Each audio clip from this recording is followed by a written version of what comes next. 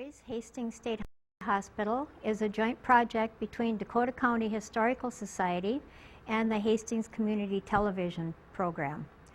It is partially sponsored by a legacy grant that is distributed by the Minnesota Historical Society. This is a project that is going to cover stories of people who are still living in the community who worked at the state hospital. It was an important institution in the city of Hastings, which was opened in 1900, and at that time was called the State Asylum. The name was eventually changed to the Hastings State Hospital. We're fortunate that we have many people who worked in that institution and are willing to share their stories with us from a wide variety of tasks that they did out there.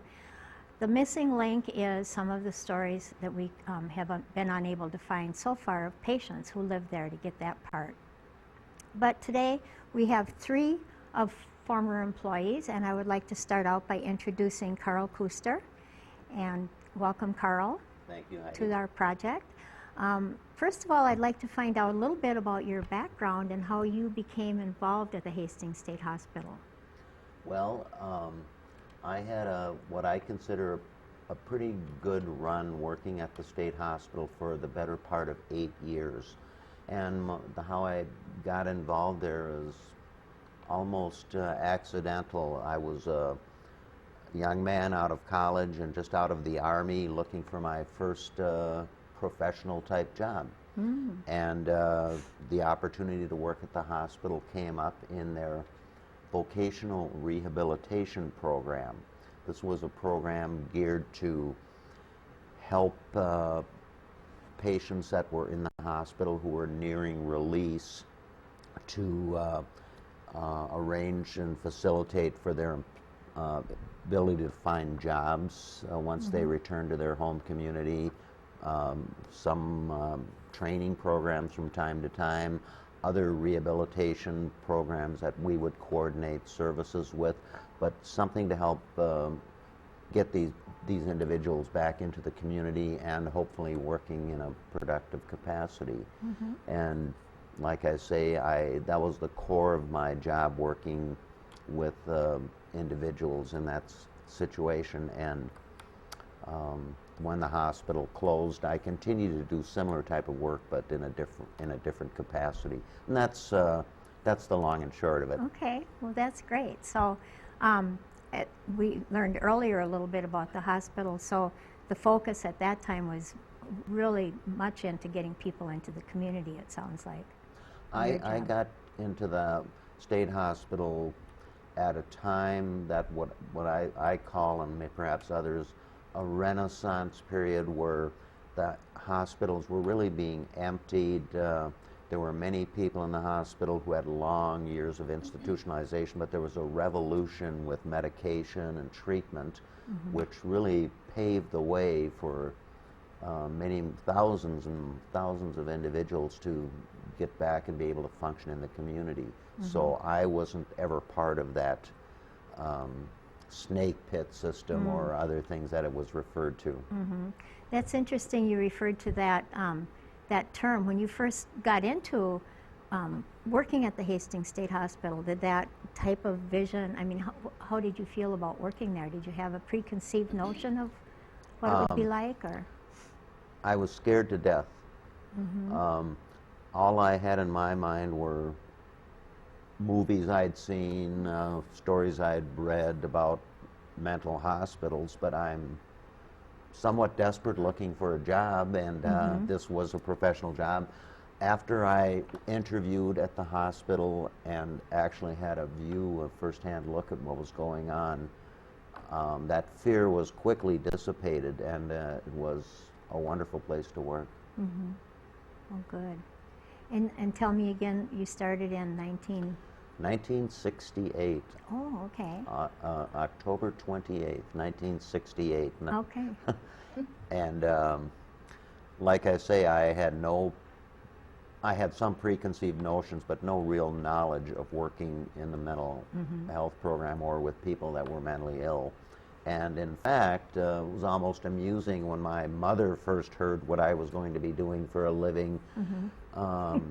she was very afraid that mental illness was contagious, and her son would get that illness. But were you able to lay her fears to rest? well, other people will have to comment on that, but Okay. but it was a very healthy place to work. Great. And Judy, how about you? Judy Schlekewy. We have two Judys here today, so. Okay, I started July of 1969. I was hired to, they were looking for someone who had a degree in home economics education. So I had the home ec courses leading towards teaching. And I noticed an opening at the state hospital in Hastings. There was two objects in this position. One of them was to run a halfway house for women only, and not all women could. It was a home that women would go to before they're discharged back into the community. It was not a place for all people being discharged because the house was not large enough. I don't think at any time there was any more than maybe 8 or 9 women in the facility. And so it was running that, and then plus at the same time, the person was to teach them home ec classes like foods, like I think I had some sewing going on, and also doing both of those. The house I thought was kind of unique when I thought about it. There was not someone in the house all the time. I was in probably a couple times a week. We had meetings down there, what was going on in the house, maybe coordinating who was going to do what. They did have to prepare their own meals there. I took them into the community to purchase groceries, and then they had to do all this planning themselves. And so you would have a budget from the state hospital, and Correct. that was part of the maintenance of that house. But the big responsibility for the person was the unit or the ward that they came from that referred them down on there. Many of them, wasn't too many weeks each one of them was there. Oh, so it wasn't a long-term living situation. Was it more of a trial situation? It was just like a stepping ground. Here they were opening up to the community. The drugs are now for people, and it was more of a movement into the community. It was kind of like I saw it. There was 2 houses. This was called the Altrusa house, and there was 2 homes that we were able to use on the ground. The first one was right across from the main building. It's no longer there, but it was a very large. The person who ran the state hospital lived in this beautiful house. It was just, it was huge. Was it the superintendent's house? Probably, yeah. And the superintendent's house, and but it was just a nice place to be, and very nice. Yes. And then at a certain time, another unit within the hospital took over that larger Altrusa house. Then we moved to a smaller home behind the main building. And I believe there's probably no more than about 6 women in there at that time.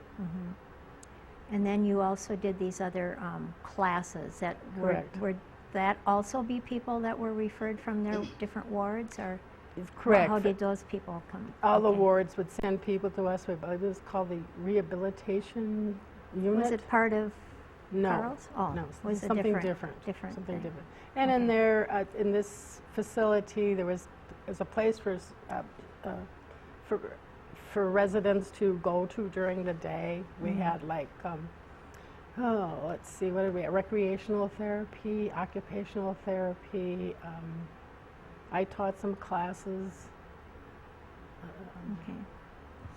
Right. And where was that located? That was on the lower level, those of buildings. Pardon? Oh, of the main building? No, it was not at the main building. It was, back then there were what I call the lower level. Does anybody remember what that was called? There were the lower big cottages? Units down there, the lower cottages. There's only one of those. Okay. Right. Great. And Judy? Yes. Judy Seidl. I went to work at the hospital in the early 70s.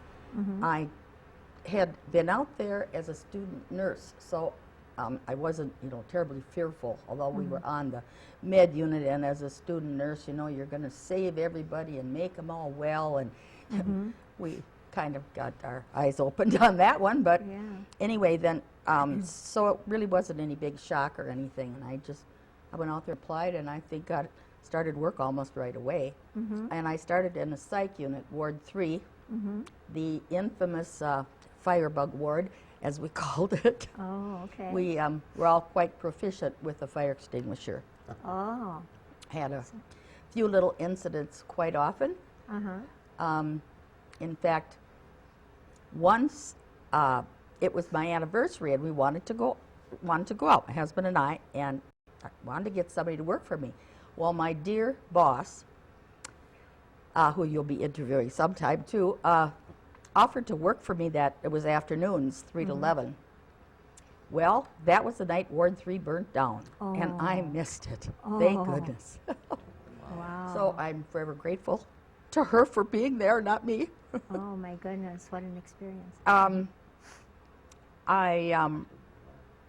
As a nurse, I didn't do much different, nothing much different than what the psychiatric aides did. Okay. It was medications, it was if somebody was sick, to check on them, and progress reports, that type of thing.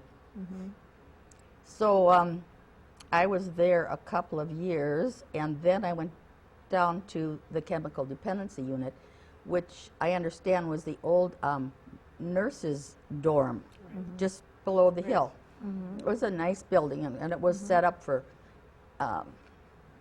more individuals. So I was down there until the hospital closed, and the unit closed too.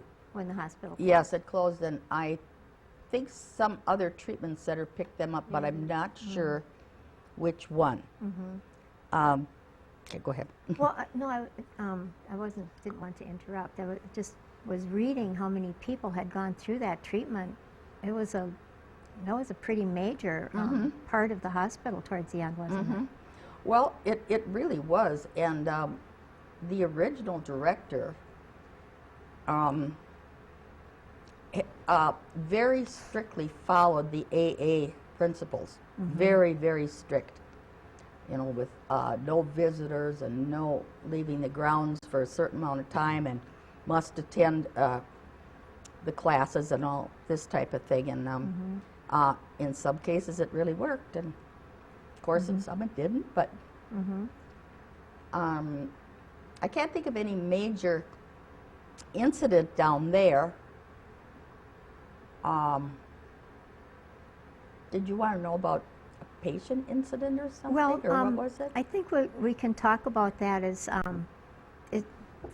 we found out each of you have sort of the same timeline that you worked at the hospital, but I've discovered your jobs didn't overlap, although you were each helping rehabilitate people for the community and working in that way.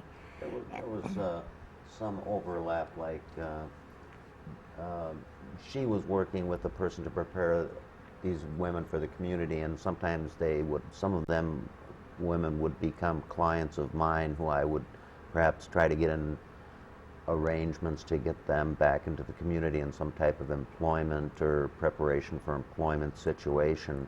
And I since both Judy and Judy did a better job of describing there's more specific job duties, I was primarily housed at the hospital, and I would do my intakes with people there and coordinate with staff at the hospital, but also most of the people that I worked with were actually in St. Paul or Dakota County somewhere.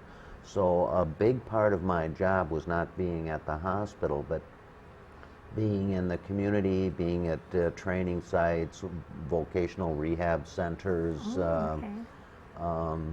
medical, mental health centers, and so on and so forth, and coordinating services to follow up with individuals.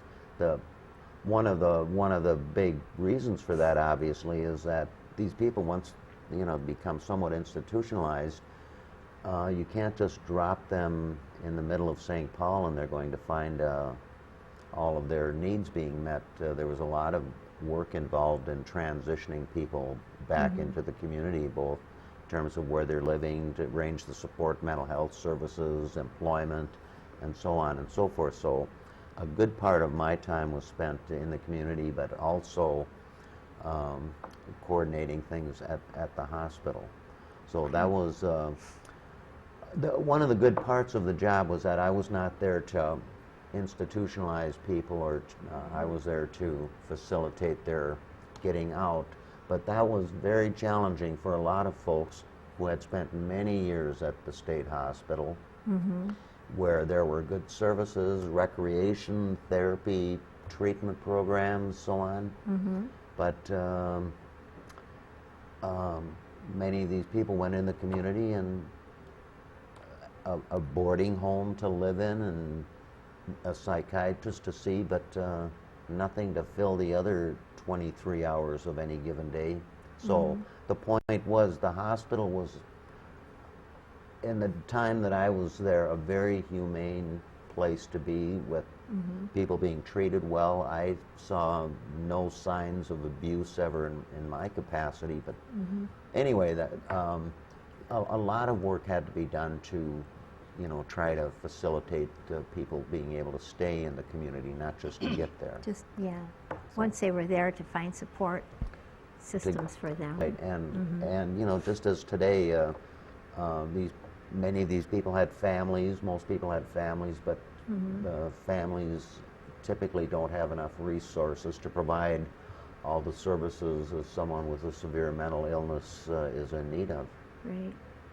So, Judy, did any of the people from the, after you were in the chemical dependency unit, did they have some of those types of services to help them, or did they just go right back to their home? No, we relied mainly on halfway houses that were set up, not for treatment, but they had to attend AA meetings, and were strict otherwise. So unless they had a family to go to, it was a little different with someone who was chemically dependent. There still were some intact families that they could go home to. And let me just say that many of the chemically dependent did become clients of vocational rehab too, and there would typically be someone doing the same job as me assigned to cover your unit. Okay, while they were there? Yeah, like Rich, for example, would pick up referrals there and then try to help make arrangements for... I wasn't really aware of that. I know they had something when they left. And that's typically when he would get involved, right at the end. Okay. So you all sort of help people back into the community and deal with their things. And in general, when you're, each of you with your respective jobs and looking at working at the Hastings State Hospital and that campus, are there some general impressions that come to your mind right away? Yeah. I don't know how relevant this is, but I know when I was a kid, let's put it that way, a lot of people, Sunday afternoon, their big entertainment was to drive through the grounds and see the people, which sounds so horrible now, but it was just Hastings, A fascination with that. Yeah, lock the doors and shut the windows and drive through. There was an awful lot of that. Oh, that's very interesting.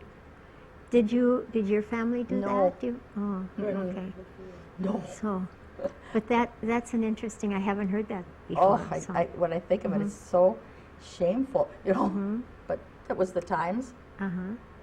Yeah, I would imagine a fascination with a topic that they weren't real familiar with, but you hear stories, and enough stories that would be, well, maybe we'll see something, unusual or scary or whatever.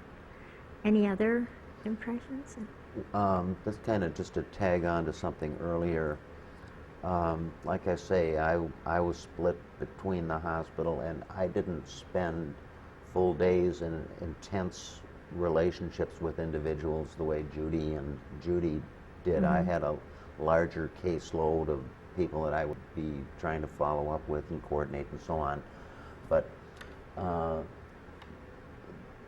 point I wanted to make was that I came to the hospital at what I consider a really golden age.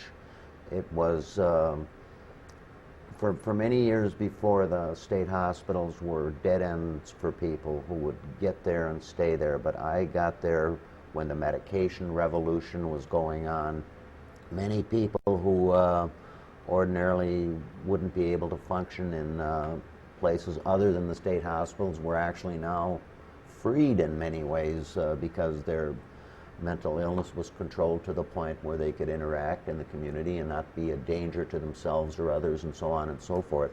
So the point is, it was a golden age in getting people out of the hospitals, but the downside of it that I alluded to earlier was that the community wasn't as ready to absorb all these individuals being reintegrated into society as they perhaps should have been. And consequently, there was a revolving door for many people who perhaps intentionally came back to the hospital because there was not as much for them in the community.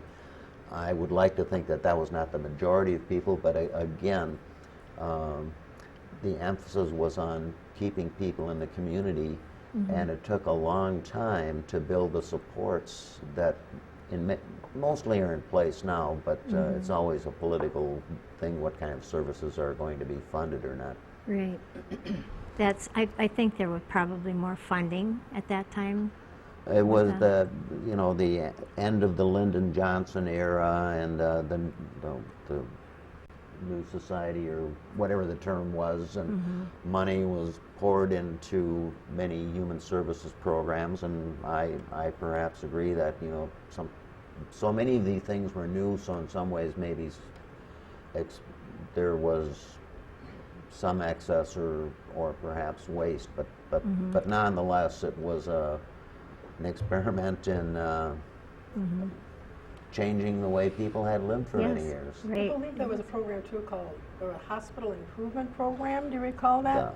Yep. But that Congress had passed some bill, hospital, and money came then also, from what I understand, to Right. into the hospital during. Wasn't Probably this the also the 60s? time when it became harder, I don't remember exactly, it became harder to have someone committed? At that point. Yeah, later, so you really, before that it was relatively easy. Family could say they're crazy Can I or backtrack something. a little bit? You asked before Sure. our impression Yes. of it, and I know when I came to the state hospital, I thought, okay, so this is a place. But when I think of it, I really didn't have any preconceived ideas. I was willing to be there and learning, but when I think about it, an unusual thing happened to me when I was young, pertaining to the actual Hastings State Hospital. I took music lessons at a studio in Minneapolis. Matter of fact, back then everybody played the accordion. Okay? So our studio brought my band to wear the Hastings State Hospital, and I'm about 13, 14 years of age. Yes, and we were on the stage. You remember the auditorium, and and then we got cookies afterwards, and everybody went home, and it was very positive. It was bringing these young people there. They did have a good entertainment program for That's right. clients. They really did. Ball games, Movies, ball yeah. games, plays. Taking them to. We had a fantastic director for, what would you have called it? It was Dick Ronsky. Dick Ronsky. Yes. But he was so fantastic. I mean, we had tickets to major plays in Minneapolis, and well, at least the Chemical Dependency Unit did, and always the state fair. Where you could take your clients. Yes. Yes. and Clients were taking them. Okay. Sure, always on the bus with our bag lunch, and yeah, it was great. The large auditorium over the University of Minnesota,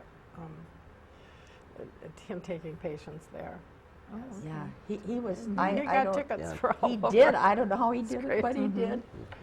He was just a really special person, Yeah. and I don't know that anybody else. I don't know how he did it, but he did it. It was always fun when I was on Ward 3 every year. We would take people to the state fair, and we were pretty much assigned one-to-one. Okay. You know, Yep. and Yeah. I lost my patient. Oh, Anyway, Judy. well, the first thing he did, we went on the Ferris wheel, and he was on the very top and got sick all over on the Ferris wheel. Well, then I guess when we got off, I turned around for something, and all of a sudden he was gone. We looked. Oh my gosh! I'm panicking. My gosh. Well, we found him by the outdoor building, you know, where they have the fish and all that stuff. Oh, yes, yeah. And he had found a garden hose, taken all his clothes off, and he was washing off with the garden hose. So at least he was okay. And how did you deal with that? I probably screamed a few times. I don't know. No, no. No, we just said, you know, you're done now. Took the hose, tried to find his clothes, of course, which we did. Oh, we managed. You know, That was everybody had memorable. some. Yeah, yeah. Wow. So it sounds like they, at that point in the history of the hospital, they were looking for ways to help people recreate and maybe as part of their treatment plan. yep. I know that I don't remember how you fit into this, but that there was a whole team, you know, and I'm sure with Ward Yes, 3 you had yes. more of that maybe, Yeah, we had a Judy, than the, team. You mean of staff? yes. Yes, we did. And they would have each individual, I mean, the Meetings. patients were meetings with the team members and stuff. How did Yes. you fit into that part then? Well, as we had the doctor, the psychiatrist on the team, and the person in charge of the ward, and myself, a social worker, and was there somebody from your? I was On the on team? Ward 4, and we had the same had a team. staffing, and we also had the social workers from the community who would be assigned to individuals, and they'd be there typically when a person was getting ready for discharge to, again, do the coordination and services needed to get the person in the community. And those were held weekly, and they usually, well, each ward had their own setup, but for us, they took up the better part of a morning on one day a week. Different people, each different. I hate to say Different patients. patients, Yeah, I hate yeah. to say patients, but the doctor was still the ultimate control. Oh, yeah.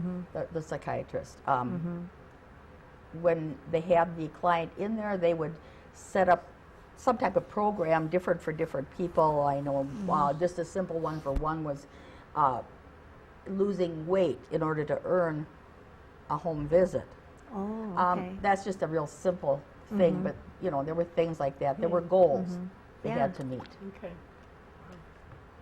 Were you part of any team like that, Judy? The team With I was yours? part of was, I believe it was called the rehabilitation team. We weren't on a ward. We were in this unit, rehabilitation unit, where patients would, or patients would come to each day and for classes.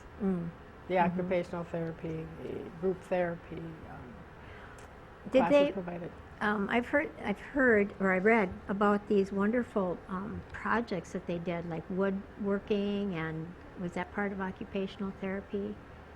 That they had a place where they wove. That may have been before your time, where they did a lot of building things and weaving rugs, doing that type of thing. Did they do I any? think before my time. The only thing Okay. related to that would be the occupational therapy, and that would be eye-hand coordination projects people would be given Okay. to work on. I think what you might be referring to, well, not the only thing, but about a year or two before I came to the hospital, a couple of very innovative people, with the help from a number of other people, created what was called Industrial Therapy Enterprises, or ITE for short. It was a building on the grounds where residents, patients of the hospital would come and be able to work and earn money. Now, these were not spectacular jobs, but you know, if anybody watching this, I think Smead Company deserves a big compliment, because we got a lot of work from Smeads we brought into the workshop, and people could earn you know, they weren't earning big money, but they were earning more spending money and be able to save some money, and partly for their return to the community, so they'd have a few bucks in their pocket in addition to just, you know, leaving the hospital. So Industrial Therapy Enterprises ran pretty much until the closing of the hospital, and ultimately we got other contracts from other companies than Smead Manufacturing. But Smead deserves to be singled out because they took a gamble or a risk in doing this pretty new thing, and it turned out to be profitable for them as well as patients, and it was a good program at the hospital. Yeah. And again, at the time I was there, there were all kinds of innovative programs. They had a youth program at the state hospital where young mentally ill adolescents would come in for therapy, programming, education, and, you know, services that were not just readily available in the community. Like I say, Hastings State Hospital just was on the forefront as far as I was concerned in implementing all the good things that were going on in the mental health world in those days. Another thing, we had access to a lot of education ourselves, which I thought was wonderful. For instance, you know, well, I had psych classes at Inver Hills anyway, and my nursing program, but also when I went down to chemical dependency unit to the University of Minnesota for counseling, they offered, I thought, staff a lot of enrichment programs. I mean, some were not, but there were, you know, we could go to colleges at night and were reimbursed, and it was really very helpful. I think a lot of people got something out of, you know, a lot of staff got something out of that. That's a very positive thing for having worked there, to have that type of thing. Can you think of any things like that, Judy? That was there for me at the very beginning. To take some classes relating to our work, and but that didn't last. It lasted maybe 4 or 5 years, and then it was no longer available. You also didn't you also do some group, like you had group therapy types of situations that you worked in? And what happened to me was, I've talked about this rehabilitation center where the patients would come to each day, and I had some home ec classes there. Then we had an individual who was leading the group therapy sessions, and this person felt very strongly that residents needed to have other people to react to, not just him, but feedback from them. And a few of us were asked to come in and assist in the group therapy sessions. Did that for a period of time, and of course that was quite an enriching period of time for me, because here I'm learning a whole new field that I never had been exposed to. And that certainly was a very growing period of time, an educational period of time. Things that you could apply to your own life in a way? Or? Oh yes, even to today. Oftentimes my thoughts go back, let's see, how do I want to think about that? You know how psychologists think it's always changing the thinking process. And, oh yes, but very positive.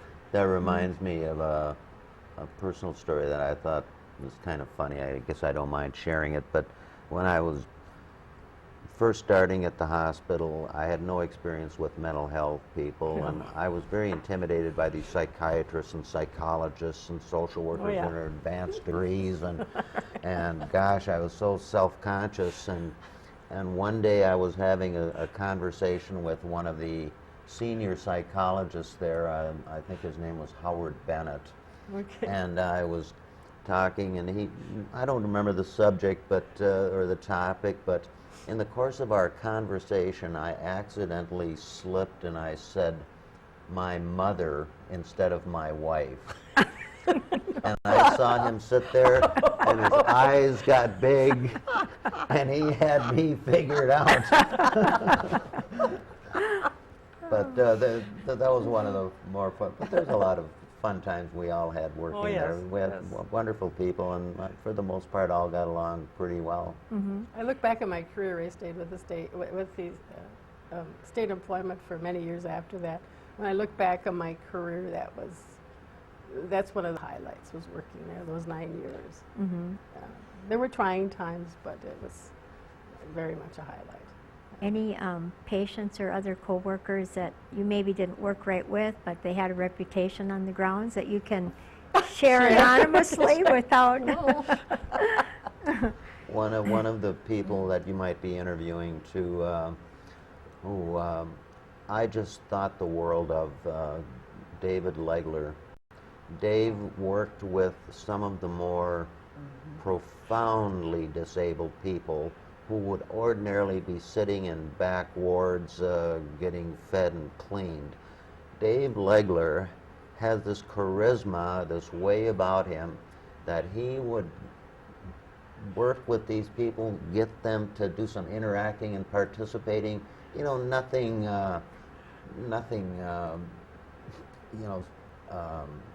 miraculous, but almost miraculous for these individuals who just ordinarily would do nothing, and Dave would get them interacting and involved, and it was just wonderful to see that. Yes. Yeah, Good memories. That's neat. That's a good story. Good memories.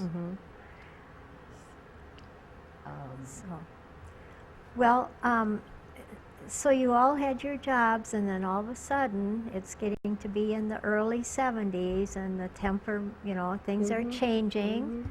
The temperament is going more towards, because you're healing all these people, you're getting them all out into the community, and the population ratio is, population of workers to patients has changed dramatically. So the legislature is starting to look at closing the hospital, and you were all there during that time. That's right. So do you want to talk a little bit about what that was like for you? How did you feel? Did that affect your job, and how you felt about your future? Maybe one of you want to address the release of the patients?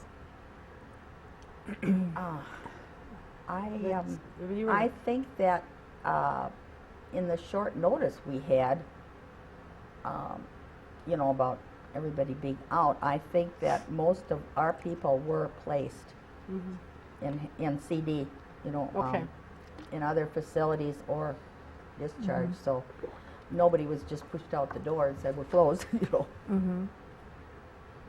One of the things, someone described this to me one time, and I thought it made a lot of sense.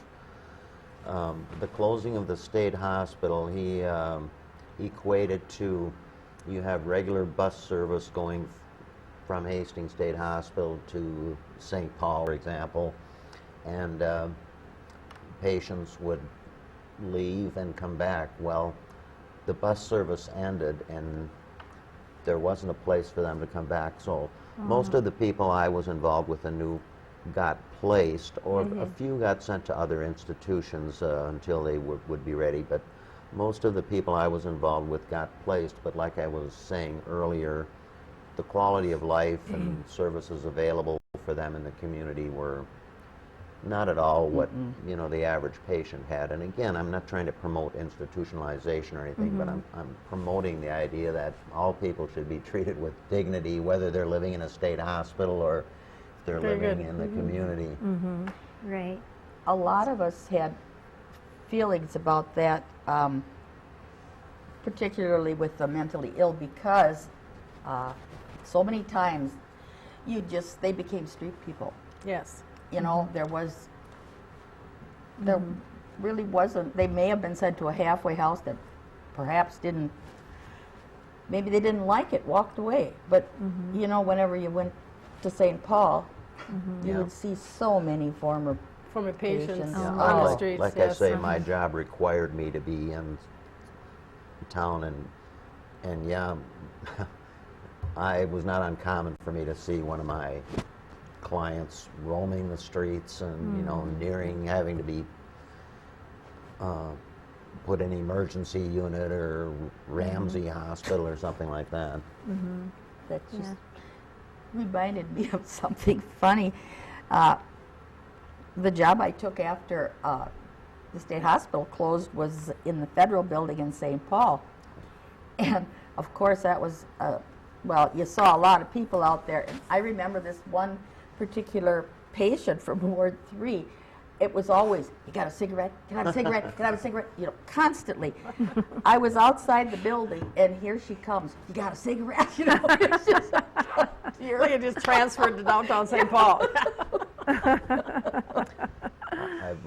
That reminds me of a funny story. Early in the game for me, when I was young, and you know, some of my colleagues perhaps liked to play a prank on the new kid, and I remember they sent this fellow to see me, and I was going to do an interview with him, and he was sitting there, and I had my ashtray sitting there, and he starts reaching into the ashtray and eating the cigarette butts that I had left in there. And I was nice about it. But the interview didn't really last a lot longer than that. But again, it was quite a learning curve there. And like Judy was saying, it sure broadened my view of life and the world and people. Very much so. It sounds like it was a benefit to you working there in some ways. I always felt when I was there, I was supposed to be there. I was not to be any place else, but I was to be right then, right there. That's great. How about at the very end when you went into personnel? That was, I felt I was supposed to be there too, even though it was a challenge, and oftentimes I kind of kicked myself. What did you ever say you do that for? It's on HR. Do you want to explain how that came about for the, I don't think that we've addressed, this was a job that you took at the end. Yeah. And when did you take this? It was about a year before the closure, I would say Okay. early summer of 1977. And by then they had different stages of when patients, I don't know if they did each unit at a time or exactly, but different stages. And, but no, none of the staff members, as residents were leaving, the staff members were still there. And so then it was the process which we were working, as patients were leaving, we were working on moving staff members, elsewhere.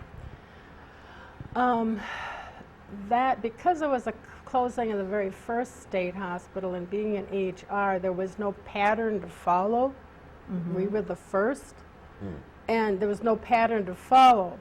And the state legislature said, and I believe the bill from the 1977 state 76, saying it was to close by May of 78. And but there was no pattern of how to move the staff members. What jobs should they be offered, if any, or whatever. So that defining of that bill then was done by two departments. That would be the Department of Human Resources. I think so. That's what it's called now.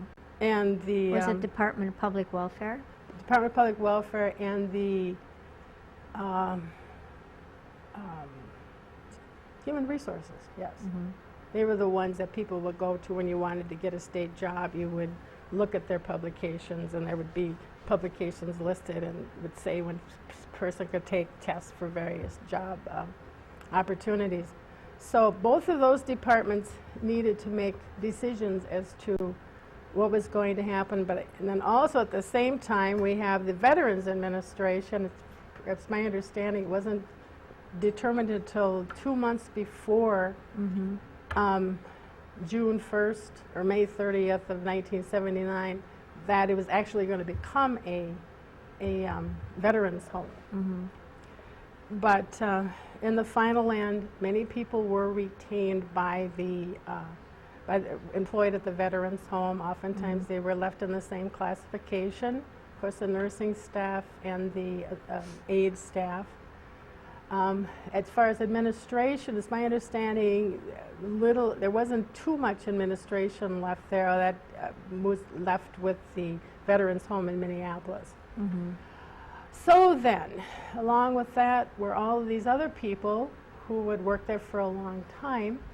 There wasn't room for them to stay at the veterans home. And what opportunities did they have? The bill that closed it said that jobs would be provided for exactly how it was written, I don't recall. But what happened, at a certain point, people could take tests for other classifications within the state of Minnesota. It had to be classes that were equal in compensation to their jobs or lower, not higher. And if they passed a test, and if people chose it themselves, which tests to take, if they passed the test, then when an opening occurred within another department within the state, then there was a good chance that that job would be offered to them. So actually the closing happened at a good time as far as other jobs for people, because available, yeah. because it wasn't like recession period of time like we have right now. There was a lot more Yeah, if it available. There were were happening jobs. now, it'd be a different, It'd be a different story. That's right. So Right. so the times were, as far as staff members. Did you conduct those tests? Were you part of that, or was that through No, that was the conducted. agencies? That was conducted by the Department of Employee Relations. Okay. And that has a new name right now. The state of Minnesota always likes to change the names of the departments. It's called something else. I tried to look at it. I looked it up, but I forgot what it is. You had mentioned that that was quite a stressful time for you, as well as people looking for jobs. What made it stressful, as far as I can see, is on our level, those who were still at the state hospital in HR, we didn't have the power to say how it was going to happen, how people were going to get jobs in other departments, who was going to stay at the veterans home. And so many of those decisions weren't made until close to the very end. Yes, I read that. Was Until the very end. What was it, May 30th? Is that what it was? Well, June 1st? yeah, and I read that they didn't even know, it wasn't firmly decided whether the veterans home would be there until like in March of '78, and it was Okay. closing May 1st of '78. May So there 1st. was a Okay. sort of a So that period of Stressful time, now the patients, transition. the residents, most of them are gone, and staff members, Yeah. still having jobs out there. And so we were able to pull a few into the HR and human resources to help with that process. It was very trying for people, like, what's Yeah. going to happen? Like, come on, what's going to happen to me? And you couldn't give them answers at that, and yeah. I was Early spring. caught in that very quagmire, as I recall, where I came within, I think, 24 hours of thinking my job was gone, when I was told that I was a vocational rehab counselor, but my job was being paid for, my salary was being paid by the Department of Public Welfare instead Yes. of the rehabilitation department, which was part of okay. education. So, long story short, I did make a little noise about it, and about a day before I was going to be hitting the streets myself, I was instated, and with the closing of the hospital, then our whole office and team moved into an office building in Hastings and started providing services not only to mentally ill people, but we became an office that served people with all kinds of physical and mental impairments that would qualify them for our services. So we went through quite a transition. It was another whole new learning experience, but again, glad it happened the way it did. Yeah, and it fit together. And it fit together, yeah. And Judy, you said you went into up into to St. Paul. Was that through that No. testing program, or how No, did you? Okay. I didn't do that. I just went and took a test for federal government and did that. Oh, so that was federal. Yeah. It's So, completely different. completely different. Completely different. Yes. Different story. Although yeah. I still Yeah. saw the old gang, Yeah. you know. Yeah. So I was going to say something, but I lost it. I forgot. Come Sorry, on. I forgot. I forgot. Okay. Maybe it'll come back to you. Maybe. Okay. Off camera, it'll come back. Okay, so it sounds like each of you, after the hospital closed, found positions right away. It wasn't devastating for you, and No. you weren't of retirement age by any means, so none of you would have had that option. So, I think maybe most of the staff came out better than the patients. Yeah, I think you're You right, know? Judy. I would concur in that. yeah. You can talk to some of them that went to very other.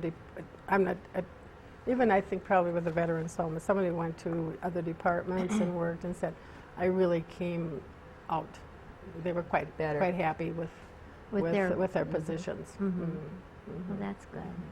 For me, I went to same department as Karl, different division of it though, and the department that handles employment and unemployment insurance. So I went to an office. I stayed right here in Hastings because I had small children and I didn't want to transport myself any further than Hastings. So very fortunate in being able to do that. That is good.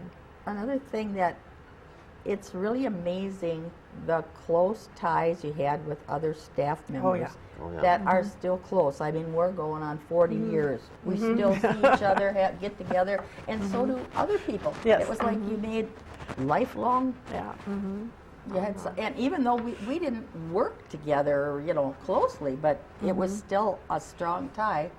Yes. We were, I can't tell you what everybody called us, but I think that's kind of amazing. Yes, I do That too. people got so, you know, staff got so close, made so many close friends that stayed,